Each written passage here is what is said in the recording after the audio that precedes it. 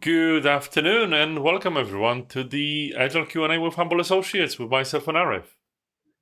That's right. Good afternoon. Thank you, TK, for introducing our session today. And we're excited to be here, as always, talking about agility and answering some questions. Isn't that right, TK? Yeah. What is this session about, actually, Arif? Why do we have exactly. it? Well, that's it. So we're here. We've been doing this for a couple of times now. I don't know what is this now, It's like the fourth, fifth fifth time or something, episode. Yeah, something like that. So we're just really trying to provide some benefit to the Agile, well, to the community out there, all of you out there who are battling with agility, trying to make it work and help answer those sticky questions that you might have. You're not sure how to answer them, or you've got some curiosities that need unpicking. That's what we're Unpicking here indeed, for. yeah. Yeah, that's what we're here for. Hopefully, we've got some crackers to entertain you with today. I think We you have a most list. certainly do. And if you'd like to let us know who you are, it's a live session, so let us know. Say hi, because we will also respond to your questions as you put them in the chat. So feel free to do so. And we've actually had a bunch of people sending us questions, a bunch of people talking on to us on different channels. So we always collate them and have this show.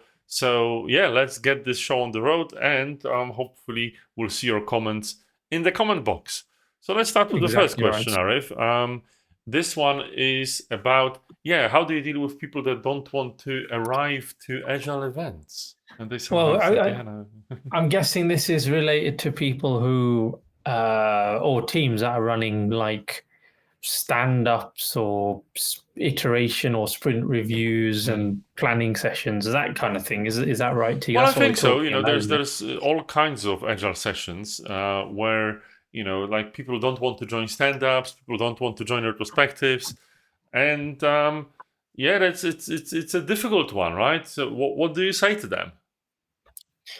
Well, I think I would like to think that it would be unusual for a team who's working in this way to have one person who's like step on the other. No, I'm not coming. So I think that would be quite unusual. But I think more likely is probably if you've got a team who are new completely and are probably hesitant or unsure about the value or benefit excuse me, of all these of these events and these meetings that may be coming up in their diary. So I think there's some education that needs to happen, right? How educating these individuals as to what value they bring, why they're important in terms of this new way of working. Leading by example, maybe being there to run them, explain them, deliver them, something like that. And I think, I mean, what I've would seen it you add? multiple times, Arif. I've seen it multiple times when someone just said, it's a waste of time and I want to go to these meetings. I want to do my work. I want to make the assets, write code. I want to put reports in and so on. So education is one thing, but they say, well, we're educated. We know what it's all about. And I still believe it's a waste of time. Ah, right, okay. Oh. That's a good one. I don't know. Have we got a story? Let's think of a story. I mean, I have worked in the teams where we have people who are reluctant, shall we say, right? Don't really get it. Okay. So I think in those situations, what I have done is, as I kind of said earlier, lead from the front. I would be doing the work essentially with them to show them why we do it and the value it creates. That's the critical thing, I think. The other side of it, I think, is talking through like, okay, the impact of not doing it. So, okay, Yes. you don't want to attend, fine, but these are the outcomes we need. So you help me. How do we get them in this manner? But we get those outcomes. If you don't want to attend, that's fine. But we need a backlog of items to work on their next iteration where everyone has contributed and had been involved in some kind of planning it, for instance. So how do we do that if you're not going to be there? I think those are the kind of conversations. What's your experience, Steve? What My other experience things is, would you try doing? I remember people saying, I don't want to go to the retrospective because it just feels like we're in kindergarten again or preschool. Ah, And it's just like, I get that. And I think similarly to you, I try to explain. I don't like asking questions like, how will you get this and that? Because it's just like a question with a clear agenda. And I find that to be manipulative. Personally, I always say, look, if we don't have this particular event, and if we don't do that, these are the consequences. Right. In the process we're working, this is the time and place to do this. There is no other time and place to deal with these particular issues. My experience is this: if you don't come or people don't come, this will happen. I've done this before. I'm here as a professional to do that. So that's what we're facing, right? I can't force you. I don't want to force you. It's not about forcing anyone, but I would like you to take what I have, think about it, and let me know after contemplating if you're going to come, and if not, why do you think you can be doing things that are more valuable? Let's just have a discussion, right? And eventually, I manage to convince the person. Sometimes I don't. Sometimes they're apprehensive, but I always think that leaving free will and not manipulating people. So again, showing up as a proper leader is the important bit, because everyone sees that, don't they?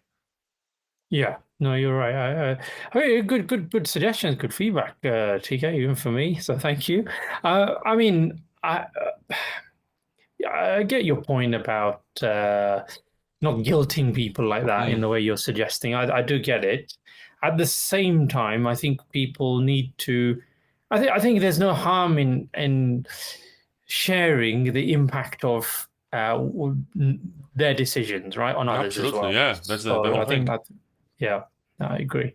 And I think, the only thing I wanted to say is just being straight with people, and Yeah. helping them see, look, we're doing this, and it's sometimes people live in various realities, as in we're doing things because it's a political reality or this and that, and just being clever with people and showing them trust, showing them that you want to share the real information with them, and they probably will trust you back. That's how we work as a society. But thank you for the question, and if anyone from our viewers has anything to add or any other question they want to ask, feel free to, because we'll go to our second one. Oh, that one's quite interesting, Arif. So, Go on. yeah, What's the next one? what do you do when a time-sensitive item is being raised, and someone wants to throw it into the iteration when the iteration plan Well, or the sprint plan is already in place? Huh. What I if mean, what I something like have this seen happens? happen is you have like um, the person who's maybe responsible for allocating work, Hmm? deciding, oh, we now need to completely change direction. Now, the thing is, this is an interesting one for me because it hits this kind of boundary of, but Agile talks about responding to change Hmm? or following a plan, Yeah, so we should respond, right? And this is a need as arise. We need to respond to it. Okay, and the flip side is when people then start working in some of these methods. Let's say Scrum, for argument's sake, let's say, yeah, they'll this say, question is well, probably about Scrum, yeah. yeah, yeah. They say, well, we have a fixed time box and it's 2 weeks and we can't touch it until the 2 weeks are off, etc. So this is not acceptable. So we got these two kind of, you know, beliefs, views. How do we? I don't know, TK. How do we hold those both up? And one is true, one isn't, or is it some middle? What do you think? We do not.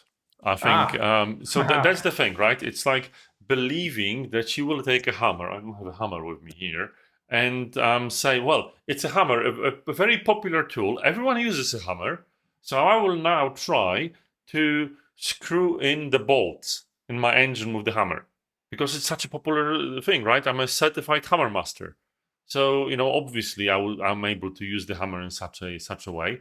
Well, the thing is. I'm sorry to say, but the Scrum framework as a hammer is used for particular circumstances. And your circumstances may not conform to these boundaries. Sorry, if you have a situation like I remember, I worked in a bank and I worked with a security team or a team of teams actually, and something came up and they had to do it. And they were like looking at each other, oh my God, we just started a sprint. And I said, well, this clearly needs to be done.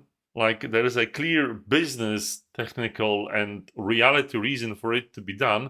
We're doing Scrum because it helps most of the time, but when it doesn't, we're just using the wrong tool for the wrong job. And this is why we need to properly modify. We need to use a different tool, like a screwdriver, maybe have the iteration as a time box, but dismount the iteration plan, the sprint plan, and put the stuff that needs to be done. Because it's Good no point. one's fault. The thing just happened, right? A security vulnerability, a special patch, a compliance report request, whatever it is, right? These things happen. Scrum assumes that you have a stable situation in developing a new product. Not every one of you has that. Sorry, the reality is you sometimes don't. So don't use the hammer to screw in bolts. I love that analogy. It's really good, and I think you're making the right point, which is the broader point, which we fall into this excuse me, methodology syndrome of, well, whatever the method, we're following this method, right? So the method says right? we should do this, so we can't do anything any other way. And that goes back to my point at the beginning, which is, well, Agile says we respond to change. So how are you going to respond to change, right? This is a live issue. It is something that is causing pain to the business, to the organization, to our users, to our customers, whoever it might be, whoever we serve. We need to deal with it. So figure it out. And the practical advice for me to answer this question would be, if this is really something that needs to be done, and in the situation I'm describing, it really needed to be done. It's like no one had any doubt about it. It's just ask the method not to stand in your way. Essentially say, look, we're not stopping the time box. Let's keep the time box, but let's now sit down and replan it with this new item in mind, because clearly it needs to be done. And someone, a Scrum pure, says, no, you can't do that. This is sacrosanct.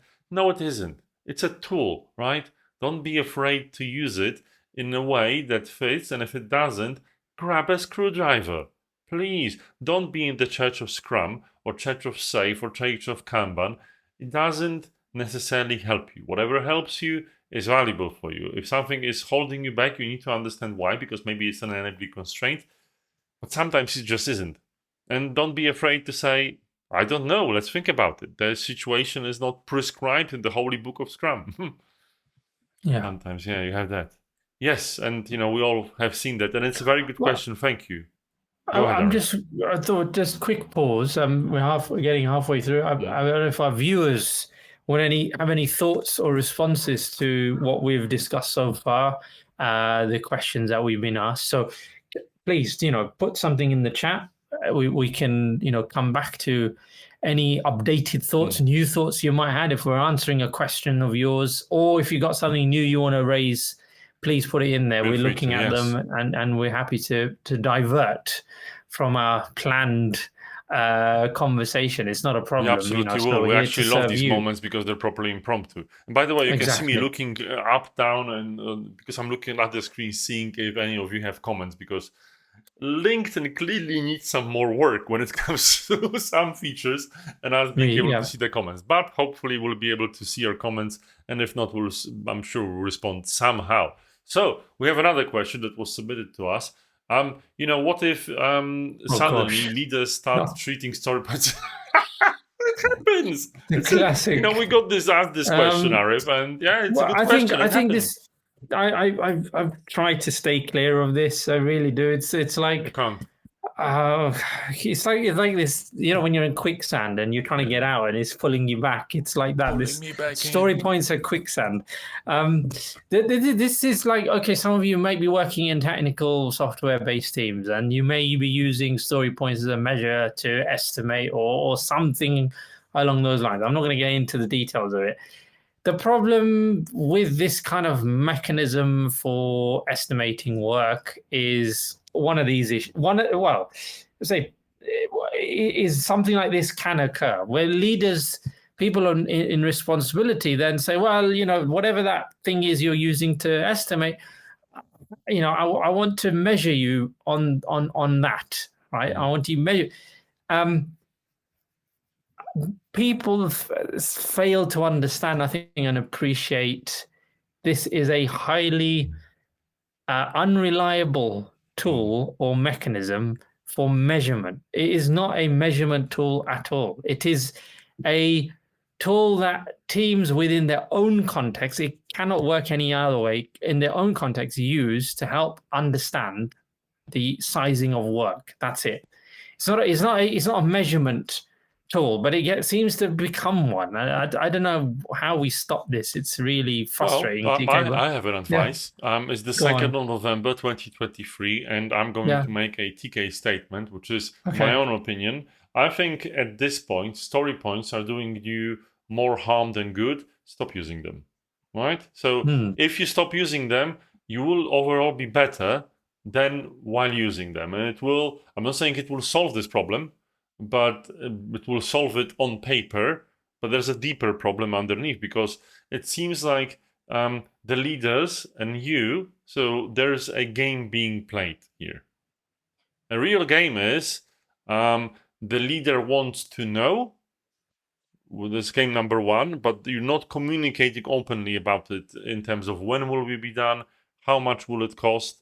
So you're using some proxy communication like story points to talk about that.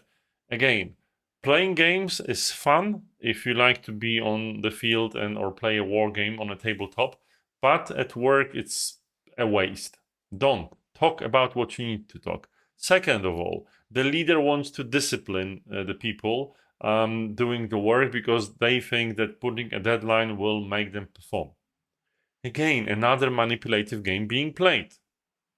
As a leader, and I'm looking at you, Mr. and Madam Leader, if you're not happy with the performance of your team, let them know, give them feedback, talk about how you can improve that instead of using some proxy freaking games. It's a waste of time. Don't do it. These two games are being played a lot and it's unskillful and wasteful. Don't say what you mean. I think we've all been in these kind of situations, haven't we, TK? Well, me and you separately together, where we've faced some of this headache and frustration. I can definitely recall that. I remember working with some so-called program managers, and we had just started applying agility new teams, and their view was, well, I want to see their progress and how much work they're taking in. I want to measure that and all, etc., etc. I understand to a degree that they have their own precious deadlines, right? But as you're saying, TK, these are some kind of games that we're playing where we're not saying what we want to say, but we're finding other ways to say it, right? That's the issue. Or it's actually, well, let's not only blame the leaders, although they're getting a lot of blame, sadly, because, there's one leader and a lot of people, usually more people looking up to them for leadership, but people in the individual contribution or team contributors also play games with leaders, right? We all think that the other person is somehow stupid, it's somehow, incompetent, and it somehow has some nefarious needs and wants to get up.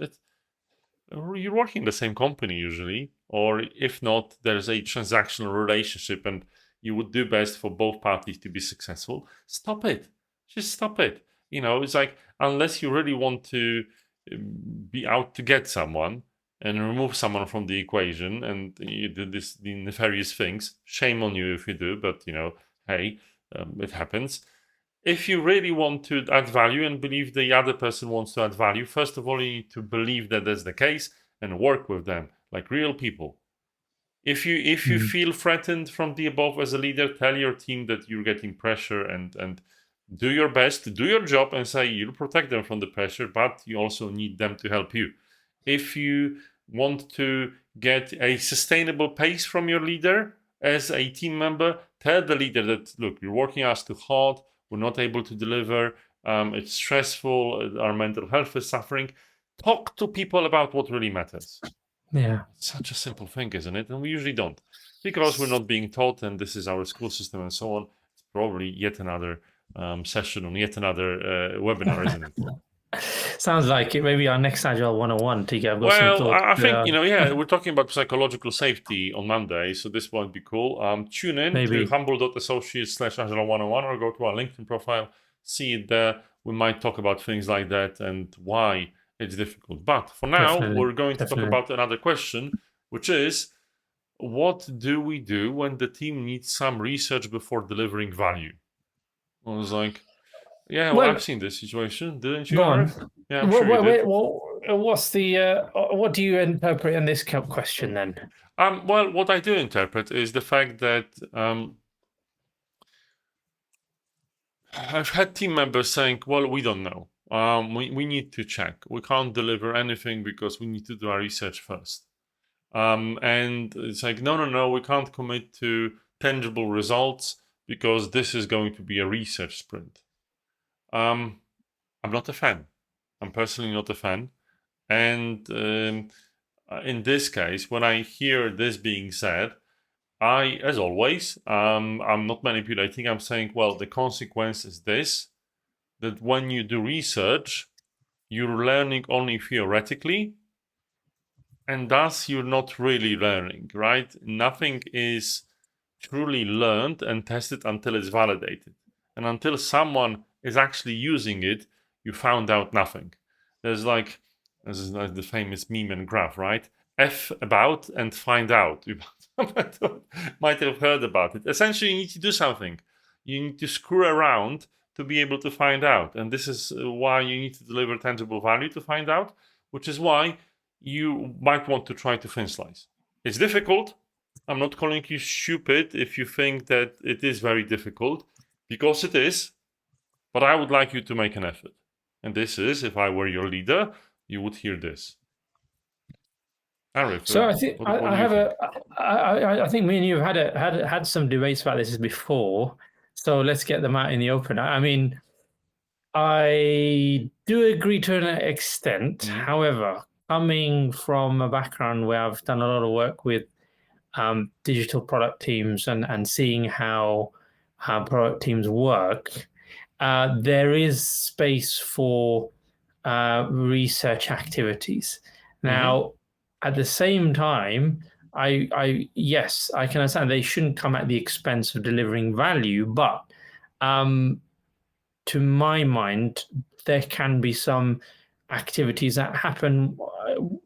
I was maybe ahead of other activities. So while the team may be um, putting into some live practice, sorry, excuse me, the team may be actually putting into place a live experiment, trying something out for real, right? There's no harm in other people from the team, for example, going out and looking further into the future and doing some very low, not so low cost, shall we say, low cost tests to try and get a feel for future needs, future requirements, doing some research, etc. I think that as an approach can work. I've seen that, I'm in been complete part of agreement, it. Arif. You've just said it, Yeah, low-cost tests. yeah, Low-cost but tests are exactly what they are, right? You're but delivering that some can value be because you're validating a theoretical an research. assumption. Yeah, Yeah. and that can be talking to people, is what I'm saying. Oh, And then people get hung absolutely. up on this and say, "Oh As no, long you as you can't get do real that." feedback from real people, Yeah, an MVP can be a freaking piece of paper. It's actually hard to see that this can be an MVP, but you can talk. So, do you like the waves here? And if I actually ask 100 people, well, that's tangible value because you really found out. yeah, So that's good, and I personally think that's absolutely fine. Now the challenge becomes when you've got some long-lasting research, and there's more work that needs to be done to get there. So yeah, that happens. So that's question number 5. Is it?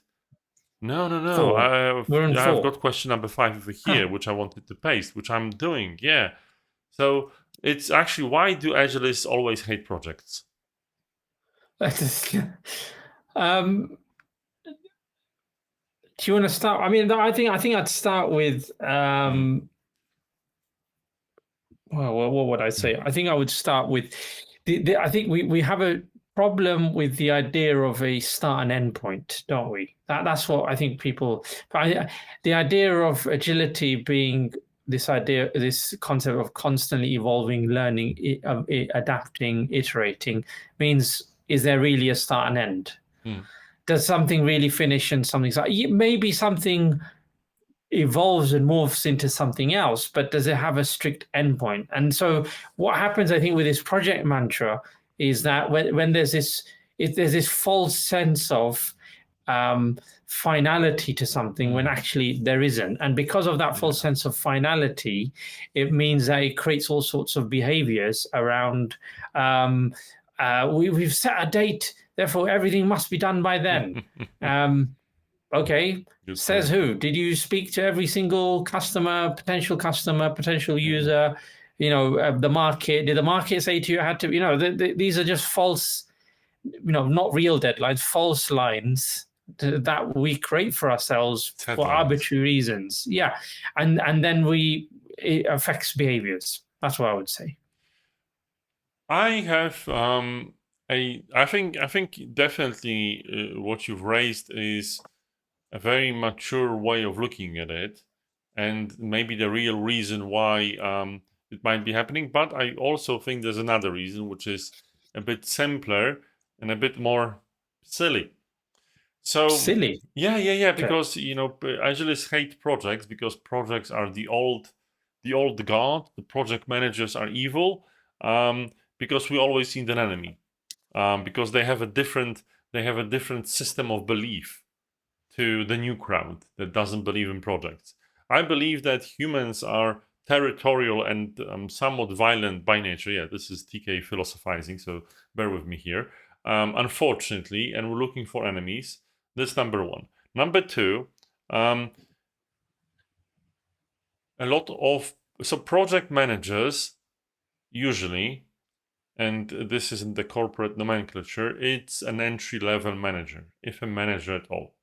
And thus, this position is often being given to people without proper training and experience. There's obviously professional project managers that can, do anything, move mountains, and they've been doing it for 20 years. And there's inexperienced project managers that are definitely making a lot of mistakes. And the latter are in the majority. So, a lot of Agilists point to these latter ones, the inexperienced ones, rather than the very serious and experienced and educated project managers, to say, look, what you're doing is wrong. Whatever you call them, that they're wrong because they're unprepared to what they've been doing. A lot of anti-patterns that we've talked about today are being done by these people. So that's that. Project management, as Arif said, has this finite point, right? A project is a unique time-boxed endeavor that's supposed to be complex. It has a start and an end, and that's that. But an experienced, educated, and well-prepared, talented, and skilled project manager can deal with that in such a way that Agilists will be happy working with them. So, unfortunately, people don't like projects and project managers because they are usually done incorrectly. And projects have a place.